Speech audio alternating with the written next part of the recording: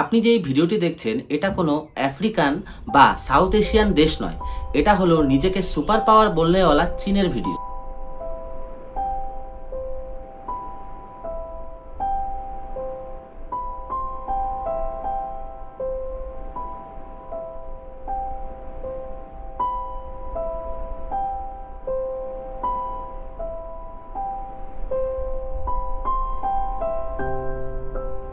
কিন্তু আপনি সোশ্যাল মিডিয়াতে সার্চ করলে সেখানে এই টাইপের ভিডিওতে ভর্তি, যেখানে চায়নাকে একটি উন্নত, শক্তিশালী ও ধনী দেশ হিসাবে দেখানো হয়।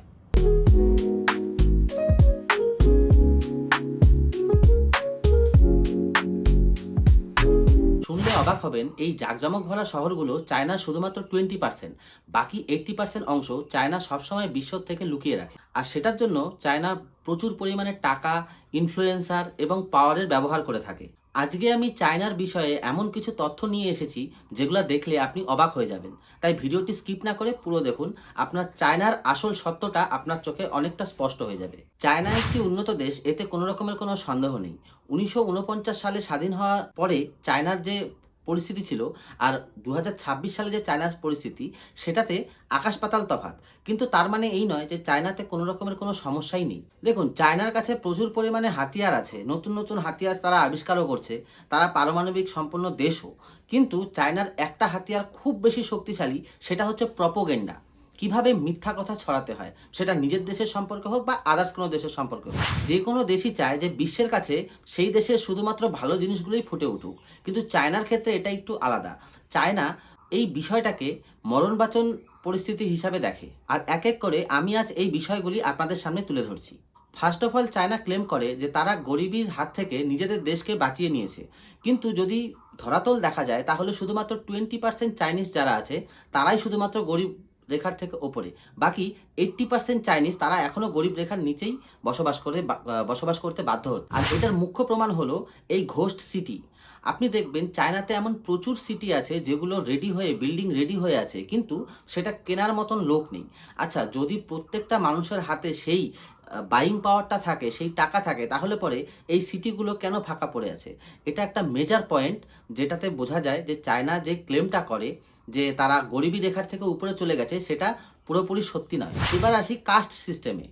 চায়না সমস্ত বিশ্বকে, বিশেষ করে ভারতকে খুব জ্ঞান দেয় যে ভারতে কাস্ট সিস্টেম আছে। আর চায়নার এই প্রপোগেন্ডা ভারতে চালানোর মতনও প্রচুর লোক আছে যারা চায়নাকে বেশি প্রেফারেন্স দেয়, ভারতকে কম। এবং তারা প্রকাশ্যে সোশ্যাল মিডিয়াতে বা কোনো নিউজ চ্যানেলে বা তাদের তাদের নিজস্ব চ্যানেলে তারা সেটা বলে যে চায়নাতে কোনো জাতিভেদ প্রথা নেই, আমাদের দেশে আছে। দেখুন, আসলে আমাদের দেশে যে জাতিভেদ প্রথা এখন হয়েছে সেটা অ্যাকচুয়ালি আমাদের, যদি আপনি বেদ, কোরআন এগুলোতে যদি দেখেন, তাহলে পরে বেদ পুরাণে বা গীতাতে এগুলোতে আপনি কোথাও জাতিভেদ প্রথা পাবেন না। প্রাচীনকাল থেকে আমাদের দেশে চলে আসা বর্ণপ্রথা, সেটা জন্মগত ছিল না, সেটা ছিল তার কর্মের ওপরে। অর্থাৎ যে পুজো করবে সে পুরোহিত, যে রাজা হবে সে ক্ষত্রিয়, যে ব্যবসা বাণিজ্য করবে বৈশ্য, এমন করে সেই স্ট্রাকচারটি ছিল। কিন্তু পরবর্তীকালে ইংরেজরা যখন আমাদেরকে ইনভেট করে, তখন ভারতীয়দেরকে নিজেদের মধ্যে লড়াই করানোর জন্য তারা এটাকে জন্মগত বানিয়ে দেয়। আমাদের দেশের কাস্ট সিস্টেম প্রথমে নিয়ে এসেছিল এই ইংরেজরাই। কারণ তারা খুব ভালো করে জানতো যে ভারতবাসীদেরকে যদি একে অপরের বিরুদ্ধে না করা যায়, তাহলে আমরা এই দেশে বেশিক্ষণ রাজত্ব করতে পারবো না। ইংরেজরা চলে গেছে ঠিকই, কিন্তু আমাদের দেশের এই জাতি প্রথা এখনো যায়নি।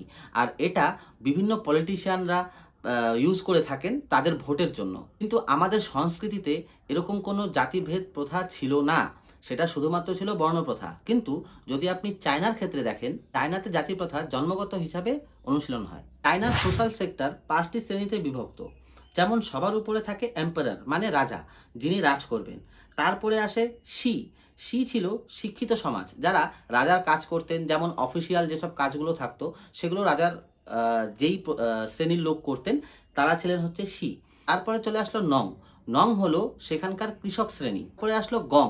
গং কি না, সেটা হচ্ছে আর্টিস্ট যারা আছেন তাদেরকে, যেমন কোনো শিল্পকলা, গান, নৃত্য, এসব ধরনের যারা ছিলেন তাদেরকে গং শ্রেণীতে বিভক্ত করা হতো। এবং সবার নিচে শ্যাং, যারা ব্যবসা বাণিজ্য করতেন, যারা নগরকে চালাতেন, তাদেরকে শ্যাং হিসাবে পরিচিত দেওয়া হয়। চায়নার নিজের সিস্টেমে জাতির প্রথা একদম ভেতর পর্যন্ত ঢুকে আছে, কিন্তু এরা বিশ্বকে, বিশেষ করে ভারতকে জ্ঞান দিতে ভোলে না। শুধু তাই নয়, চায়নাতে হুকো সিস্টেম ফলো করা হয়।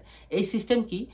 ধরুন ভারতে আপনি কলকাতা থেকে বিহারে গেলেন, বা কাশ্মীর থেকে কন্যাকুমারী কোথাও এক জায়গাতে গেলেন। সেখানে গিয়ে আপনি বসবাস করতে পারবেন, সেখানে স্কুলে ভর্তি হতে পারবেন, সেখানকার শিক্ষা ব্যবস্থা, সেখানকার স্বাস্থ্য ব্যবস্থা আপনি ব্যবহার করতে পারবেন। কিন্তু চায়নাতে এই সিস্টেমটা আলাদা। চায়নাতে আপনার যেখানে জন্ম, আপনি যদি সেই জায়গা পরিবর্তন করতে চান, তাহলে পরে আপনাকে সরকারের পারমিশন নিতে হবে।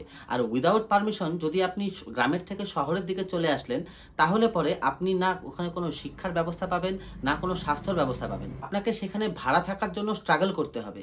আর যদি আপনি ভাড়ার রুম পানও, সেটার ভাড়া অনেক বেশি হবে, যেটা একটা সাধারণ মানুষের পক্ষে দেওয়া সম্ভব নয়। আর অন্যকে জ্ঞান দেওয়া চায় না, নিজের সিস্টেম থেকে, নিজের সংবিধান থেকে এই সিস্টেমটাকে সরায় না। দেখুন, আমি এটা বলছি না যে চায়না থেকে আমাদের কিছু শেখার নেই।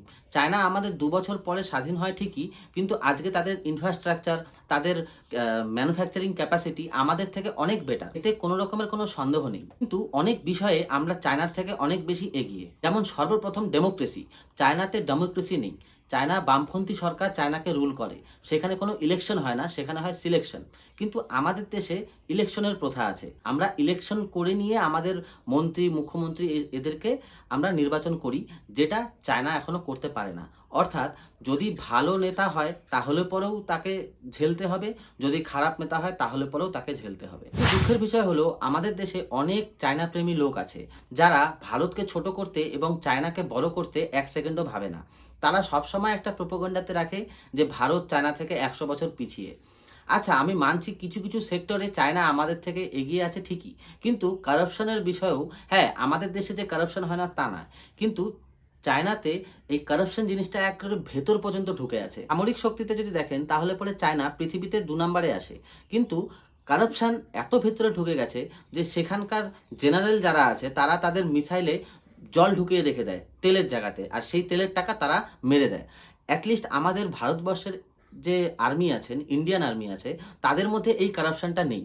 যদি থাকতো তাহলে পরে পাশে পাকিস্তান, এপাশে চায়না, আজকে আমাদের দেশ হয়তো এই পরিস্থিতিতে দাঁড়িয়ে থাকতে পারত না। ভারতে ফ্রিডম অফ স্পিচ আছে। আপনি ভারতের যে কোনো জায়গাতে চলে যান, ক্যামেরা উঠান, যা খুশি আপনি রেকর্ড করুন, যা খুশি আপনি বলুন। আপনাকে না পুলিশ ধরবে, না কেউ আটকাবে। কিন্তু চায়নাতে আপনি সব জায়গাতে যেতে পারবেন না। আপনি যদি ব্লগ ভিডিও বানাতে চায়নাতে যান, তাহলে পরে আপনাকে আগে সেখানে গিয়ে পারমিশন নিতে হবে যে কোন, কোন জায়গায় আপনি যাবেন। আর কোন, কোন জায়গায় আপনি যেতে পারবেন না। এমনকি তারা আপনার সাথে একটা গাইডও জোড়া লাগিয়ে দেবে, যে যাতে আপনি সেই চায়নার যে আসল ছবিগুলো আছে, সেগুলো যাতে আপনি সোশ্যাল মিডিয়াতে না দেখাতে পারেন। শুধুমাত্র সাংহাই, এরকম আরো কিছু, কিছু বড় শহর আছে, সেখানে গিয়ে আপনি ভিডিও বানান, তারা কিচ্ছু বলবে না। কিন্তু রিয়াল চায়না, যেখানে 80% লোক এখনো গরিবী সীমার নিচে, তারা তাদেরকে দেখাতে দেবে না। আমাদের দেশে যেসব চায়না প্রেমী লোকেরা আছে, তাদেরকে আমি একটাই অনুরোধ করব, যে চায়না কিভাবে আমাদের থেকে এগিয়ে সেটা না দেখে আপনারা এটা ভাবুন, বা এটা নিয়ে ডিসকাস করুন যে আমাদের ভারত কিভাবে চায়নাকে পেছনে ছাড়তে পারে। তো এই বিষয়ে আপনার কি মন্তব্য, কমেন্টে জানান। ভিডিওটি ভালো লেগে থাকলে অবশ্যই একটি লাইক করুন। বাকি দেখা হচ্ছে বন্ধুরা পরের ভিডিওতে।